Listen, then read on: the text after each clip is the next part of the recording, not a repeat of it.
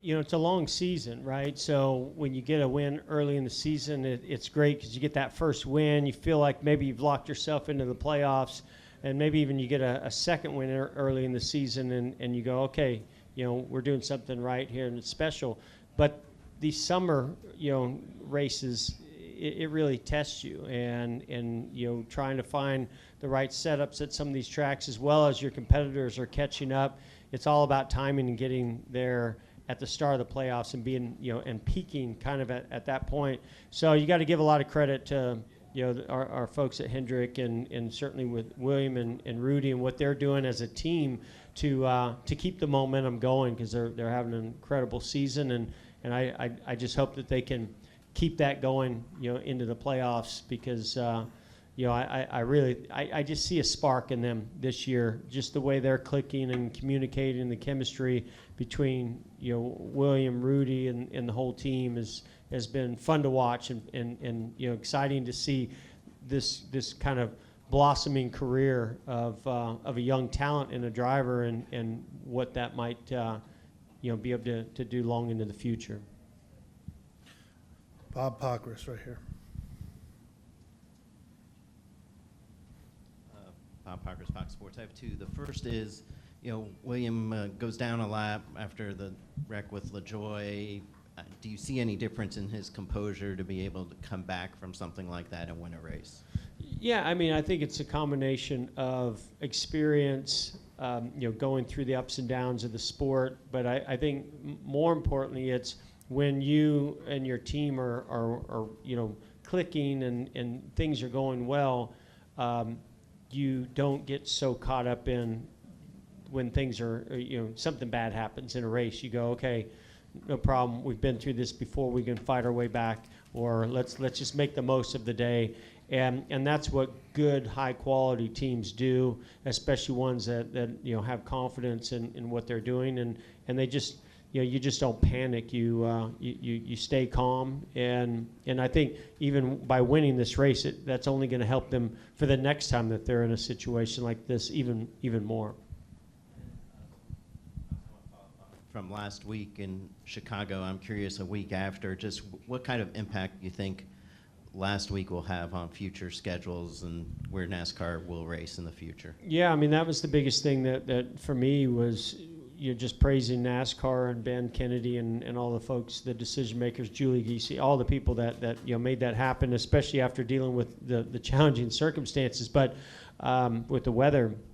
But you know, I think it just, now the opportunities are sort of endless. If you know, if we could put on a street course race in downtown Chicago, then where can we go next? What can we do next? And I think certainly comes at a good time as you know, you look at TV negotiations and you know, trying to build the sport and what the future looks like. So yeah, I think all of us in the sport were very excited, not to mention being able to race in those kinds of conditions. I mean, that was really, really wet, and to be able to do it on a street course, pretty impressive. We're going to come over here to Jordan and then Kelly Crandall. As you can see, we've also been joined by winning crew chief Rudy Fugle, so he is also available for questions. Jordan Bianchi right here. Jordan Bianchi with The Athletic. This question's for Jeff. It's about Alex and Chase. You look at the points position they're in, they theoretically could make it on points. They probably would have to have a lot of things go right. From an organizational standpoint, are you guys thinking that, hey, their path to the playoffs is still points, or are you changing that mindset of, hey, we need to win over these next 7 weeks? I mean, I think Alex is closer than Chase is. I don't know, you know, where that, I haven't looked at the points after today, but I know that we want to get wins. You know, that's how, because it's sort of one of those situations where if you don't feel like you're capable of winning, how far are you really going to go in the playoffs? And so I know that those guys want to win, but they also had some situations that got them behind. So you get in any way you can, but it goes back to what I was talking about with the 2014 about, you know, building momentum at the right time, and if you get it early, how do you maintain it? And for those guys, if they can you know, get some momentum going here quickly, or you know, find a way to get to victory lane, then it's all about, you know, picking up their game when the playoffs come around. you look at their situations with missing races, is there a little bit of any regret or anything of letting them do extracurricular stuff that kind of put them in this position? Well, I snowboarded my whole career on off weekends and over the off season. So, that's I think takes care of that answer. And then you look at racing. I mean, William's on his way to Slinger, to go race there, and what we do is we talk to the drivers, talk to the crew chiefs. How does it impact them on Sundays? Does it enhance what they're doing on Sundays? Do you support it? How's it fit in your schedule with your meetings and everything else? We don't look at it, first and foremost of hey, what are the risks and chances of getting hurt? We want to make sure they're in the best equipment possible, and that you take those precautions and you be smart about your decisions. I think it has opened up some conversations about what we do later in the season, around the playoffs. We want the drivers to be a part of the decisions that happen there, because we want to support them in what they do to either relax and enjoy life, because you can't just surround yourself by nothing but driving race cars, or you're going to have weaknesses, I think, in your racing skills at some point in the season. So I think it's as much about doing things that make you happy as it is about your race skill and fine-tuning that. We're going to come over here to Kelly. Kelly, CrandallRacer.com. Jeff, you mentioned a few minutes ago you've seen a spark with this team this year. You, as well as anyone, know that it's all about team chemistry and team dynamic. Can you just go into kind of what you've seen from this team that now it's all clicking and we're seeing the version of William Byron that you all hired him for many years ago? Yeah, well, the first spark was when I saw this guy. Remind me, was the day after Christmas, day after New Year's? Which was day after Christmas. I was over at Hendrick Motorsports the day after Christmas, not expecting to see anybody there because I don't remember why I was there. but I came. He was in his office working, and I was like, man. I'm like, if you're working, you're going to have a good year. And we kind of laughed and joked about it. But I think his commitment, dedication is one. I think William also shows the same kind of commitment and dedication. And I think that just really spills out throughout the whole team. When somebody sees others putting in extra effort, then they don't want to be the weak link. And that could be the driver, the crew chief, a pit crew member, an engineer, whatever it may be. And I think that's what builds a strong unit is when people are just putting in as much effort as possible. And I mean, I think we've always known William had the talent. It's just about getting the experience as a young driver, racing at this level, getting them with somebody that believes in them and is providing the car, and now the pit crew is crushing it. So they just seem like a complete team. To me, I don't want to jinx it because I want them. It's a long season, as I mentioned earlier, and it's all about you gotta keep that momentum going all the way through the playoffs. You can't. This is great, and I love what they're doing, and I really believe in them. To do it all the way through the end of the season. But I don't want to rave on them too much because I want them to keep digging. But I know they will. They'll be head down digging. Long ways to go. Yeah. Come back over here. We have two questions on this side. Jeff, that was this past Christmas? Yeah. Yes, Steve Hummer with the AJC for Rudy. How do you rate yourself as a meteorologist, and could you kind of recount what the strategy and the decisions were toward the end as you see the blob coming your way? I'm terrible. I was probably 20 laps off, so whatever that was in time, I'm terrible. My wife's a earth science teacher, did some meteorology stuff. I was hoping some of that would rub off, but it hasn't. So still have a ways to go. What were the decisions you had to make? Yeah, I mean, where we were running, it made some decisions easier. Some things fell in our lap. Running right around 20th, our car wasn't handling great, so we saw a bunch of cars come. Half of the field in front of us, about 10 of the top 20 came down, so we copied them. We had already just pit, so we took rights and jumped those.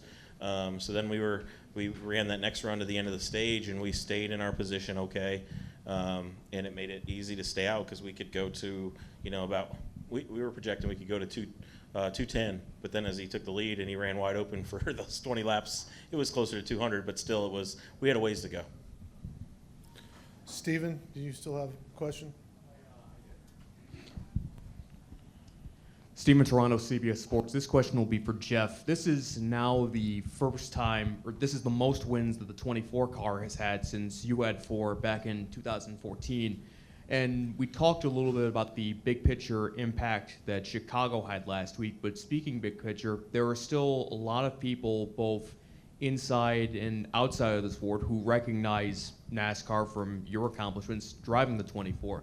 So in terms of the big picture, what do you think it does for NASCAR to have, the 24 car, your car, competing for wins week in, week out, and being among the cars that's in contention for the championship? Well, first of all, I think William, does an amazing job representing the 24 and Hendrick and the sport in general. As a competitor, as well as just a fine young man. But and our sponsors as well love him. But to me right now, it's about building superstars and recognizable faces and names. That's what's going to help grow the sport. We've lost a lot of them, in a short period of time, and it's about building them back up. And I think William is on the cusp of doing that by going to victory lane, winning races, and leading as many laps as he has, and that just opens up more doors and opportunities to get him in front of more kind of mainstream media, or get his face and name out there, that I think will continue to help grow the sport. It's come along at a great time. Not to mention, I run into a lot of 24 fans all the time that say they miss me not being out there, and I just quickly say, well, yeah, but you're a William Byron fan, right? And they're like, oh, yeah, absolutely. So I know they're really happy that that 24 with William is still getting it done out there. And when you talked about William dealing with more, being more of a mainstream face. You did a lot of that during your career just because you were so recognizable. So what have you told him, and what do you tell him now about dealing with that?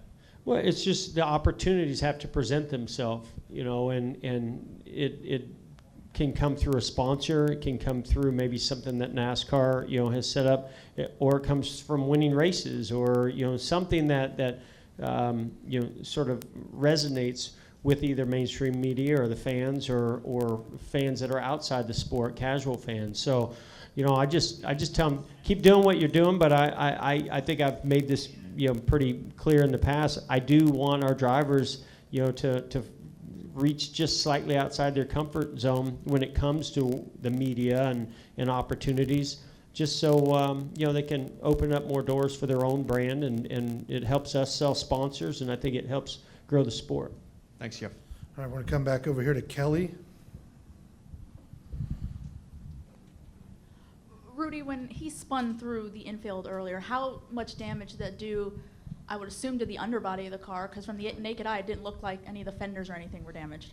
Yeah, so it ripped out the crush panel when they got the flat tire. The flat tire did all the damage. It ripped out the crush panel, so that's a decent amount of damage. Probably not as much of a detriment as maybe the old car, but some. And then the whole front of the diffuser was the biggest part. It's pretty destroyed from the tire coming apart. So sure, we lost a lot of downforce. It probably helped some of our overall speed, maybe, but the downforce made our handling worse, and why we struggled to get back to the front. So definitely not what we wanted to do. We're going to wrap up with Justin. Justin Schuler, Kicking the Tires. Just one other question for you, Jeff. In here earlier, we had Goodyear announcing that this was going to be their 2000th Cup winner, with them being in the sport for so long and so loyal. The 1000th winner was another 24 car driven by you. So what's that like for you, just for Byron to keep that legacy with those milestones like that? Yeah, no, I love it. I mean, we spent some time with some of the folks at Goodyear over in Le Mans with the Garage 56 project. They did a tremendous job with that. It just reminded me of all the work that they put in over the years, for NASCAR. I think that these high-banked oval tracks, whether it's Bristol or here, brake heat, whatever it is, it's not an easy type of race car or conditions to build a tire for. So, give them a lot of credit for what they do. And, we're certainly very proud to represent them. And I didn't know about the 1,000th until a couple weeks ago when they said, hey, we're coming up on 2,000. And when that happened today and I saw Stu Grant and that cool trophy that they gave William, I realized it's 24-24. I love it. I hope William gets 3,000. Can you get to 3,000? I'm not He's so going to. young. Yeah, maybe Rudy won't I'm be not here. going to. I won't be here. Rudy might not, but William, he's young enough. You're 15, right?